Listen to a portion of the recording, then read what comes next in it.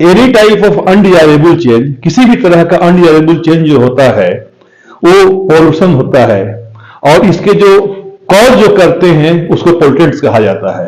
तो आप ये देखेंगे कि पोल्यूशन के लिए कि कोई भी चीज जो कि आदमी के लिए, ह्यूमन का इसमें इसके वेजिटेशन के लिए या ह्यूमन के लिए जो कोई भी ऐसा चीज होता है जो कि मिसफिट हो, अनफिट हो या लेस फिट हो, वो पोल्यूटेंट्स होते हैं।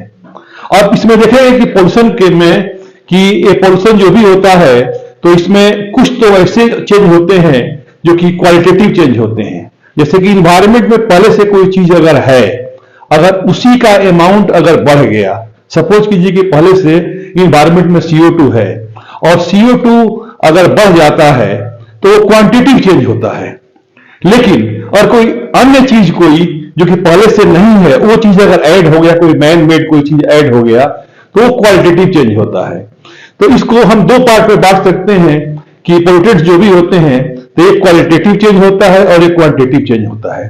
अच्छा, इसमें हम दूसरा चीज ये भी देखेंगे कि अगर कोई भी प्रोडक्ट वैसा आता है तो प्रोडक्ट जो फर्स्ट लेवल पर है, जो पहले बनता है, वो प्राइमरी पोल्यूटेंट्स है, और कई बार प्राइमरी पोल्यूटेंट्स ही कंबाइंड करके सेकेंडरी पोल्यूटेंट्स के रूप में बनाते हैं, जैसे कि हाइड्रोकार्बन नाइट्रोजन के ऑक्साइड से मिल करके और PAN बनाता है, peroxy acetyl nitrate, peroxy acetyl nitrate बनाता है PAN, peroxy acetyl nitrate, peroxy acetyl nitrate. एक तीसरा देखते हैं कि डिस्पोजल के आधार पर भी कि अगर कोई चीज डिस्पोज नहीं होता है वो नॉन बायोडिग्रेडेबल है, और जो डिस्पोज होता है वो बायोडिग्रेडेबल है। जैसे कि DDT हुआ, ग्लास हुआ, आपको प्लास्टिक हुआ, तो ये नॉन बायोडिग्रेडेबल है। लेकिन जो चीज बायोडिग्रेडेबल होता है वो फिर डिकम्पोज हो जाता है। तो इस आधार पर हम देखते हैं कि कई रूप से हम इसको डिवाइड कर सकते हैं।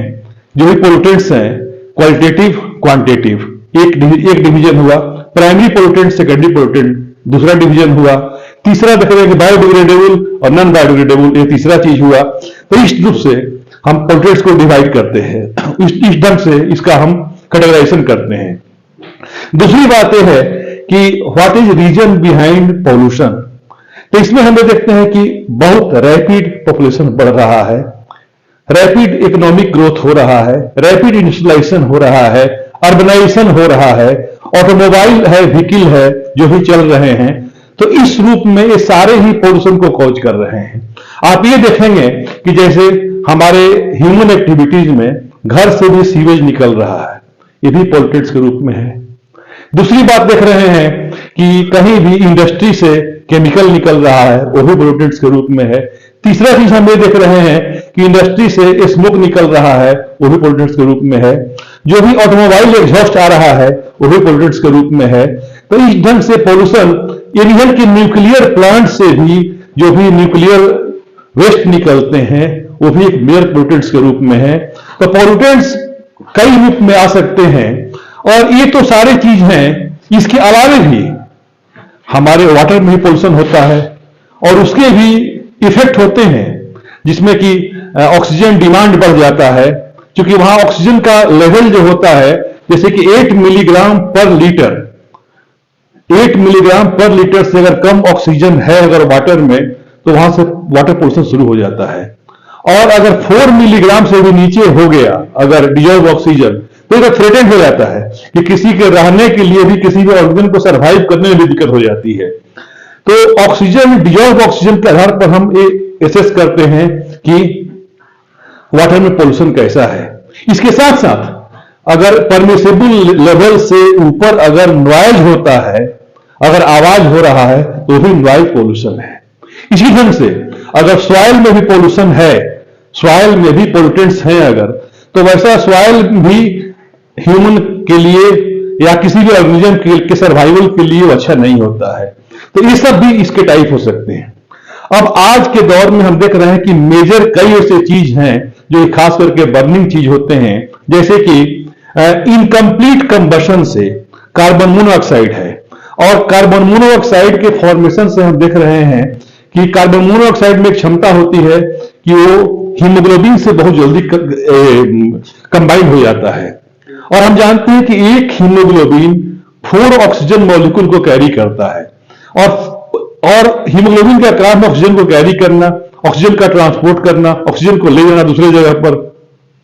और जब वो कार्बन मोनोऑक्साइड से कंबाइन कर जाएगा तो ऑक्सीजन कैरिंग कैपेसिटी उसकी खत्म हो जाएगी, और इस रूप में देखेंगे कि ये आदमी के लिए फेटल हो जाता है, मैन के लिए फेटल हो जाता है, ये चीज होता है। दूसरा हम ये देख रहे हैं कि हमारा CO2 कहीं भी कंबसन से, चाहे वो ऑयल हो या कोल हो या कोई भी चीज हो, इसे CO2 का प्रोडक्शन होता है।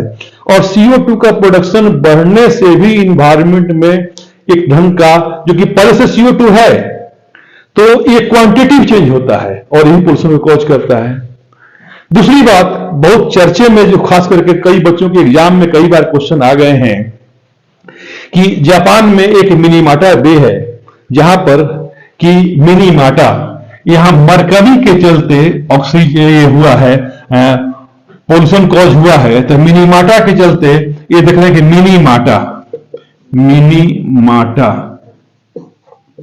मिनीमाटा डिजीज मरकरी के चलते हो रहा है। तो ये भी अच्छा। इसके साथ साथ अगर ड्रिंकिंग वाटर में नाइट्रोजन का ऑक्साइड अगर अधिक हो जाता है तो इसके चलते भी ब्लू बेबी